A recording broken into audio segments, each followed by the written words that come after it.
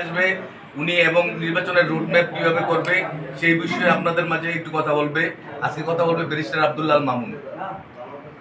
বন্ধুগণ, আপনারা জানেন যে ইতিমধ্যে আপনার আমাদের জাতীয়তাবাদী দল যে প্রাণপ্রিয় নেত্রী বেগম খালেদা জিয়া, তিনবারে প্রধানমন্ত্রী, উনি সুস্থতা হয়ে দেশে ফিরেছেন।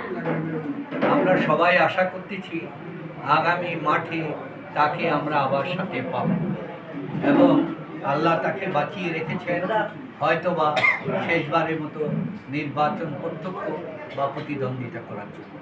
আমরা এই কামনা করি।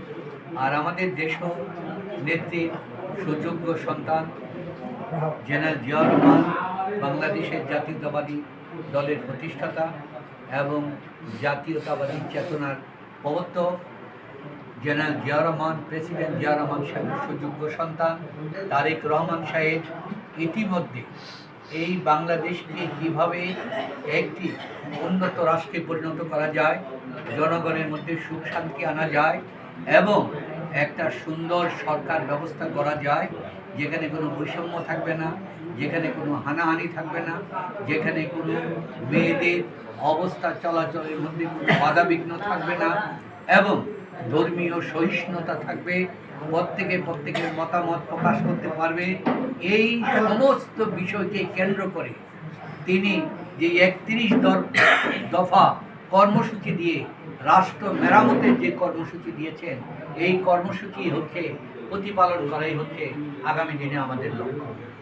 এই লক্ষ্যকে সামনে রেখে জনাব তারেক রহমান সাহেব সুস্পষ্টতভাবে বলেছেন আগামী নির্বাচন বিএনপির জন্য অত্যন্ত কঠিন এবং সুদৃঢ় নির্বাচন। উনি যেভাবে আশা করেছেন সেই আশার পথে প্রতিবন্ধকতার সৃষ্টি হবে। তাই তিনি সুস্পষ্টতভাবে বলেছেন কোনো রকম ছবি দেওয়া যাবে না, কোনো রকম ভাই বরাদতের নাম দিয়ে পোস্টারও ছাওয়া যাবে না এবং সারা বাংলাদেশ থেকে আপনারা জানেন অনেককে বহিষ্কার করা হচ্ছে, নোটিশ দেওয়া হচ্ছে, অনেকের ডিস্ট্রিক্ট কমিটি থেকে বাতিল করে দেওয়া হয়েছে, বিভিন্ন কিছুর মধ্য দিয়ে করা দিয়েছে। এই পথে যেন আমরা পা না বাড়াই। আমাদের প্রশ্ন হচ্ছে যে 31 দফা কি সেটা আগে জানতে হবে। 31 দফার অন্যতম দফাটা হচ্ছে যে এই যে বাংলাদেশের গুণে ধরা শাসন ব্যবস্থা, এইটার সংস্কার করা এবং এই সংস্কারটা হতে হবে তারেক রহমান সাহেবের পথে নির্বাচনের মাধ্যমে এই সংস্কারটা করতে হবে। কারণ তিনি বলেছেন সংস্কার একটি চলমান প্রক্রিয়া, এটা হঠাৎ একদিনই শেষ হবে না, এটা আরম্ভ হবে, এই প্রক্রিয়া চলমান, এই চলমান প্রক্রিয়া দিয়ে সংস্কার সৃষ্টি করতে হবে। এবং তিনি এটাও বলেছেন প্রধানমন্ত্রী 2 বারের বেশি কাউকে করা যাবে না।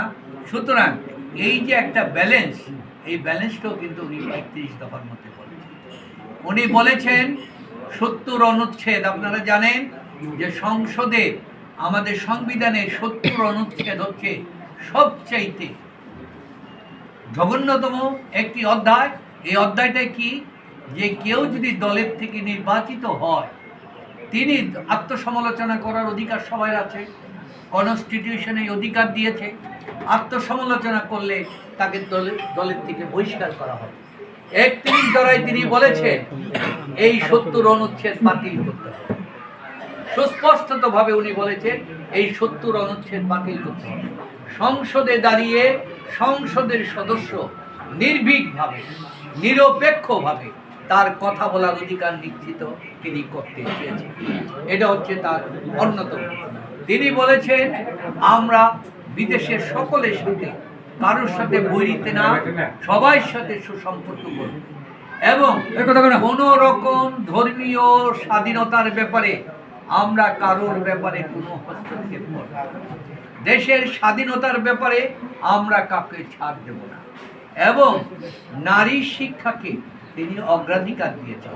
কারণ নারীর শিক্ষা, নারীরা হচ্ছে দেশের জনসংখ্যার অর্ধেকেরও বেশি। গত কিছুদিন আগে আপনারা জানেন মা দিবস পালন হয়েছে, যে এই মায়ের কারণেই কিন্তু সন্তান আজকে বেঁচে আছে। অনেক সময় দেখা যায় বাবা ফেলে সন্তান সহ চলে গেছে, কিন্তু মা ফেলে যেতে পারে।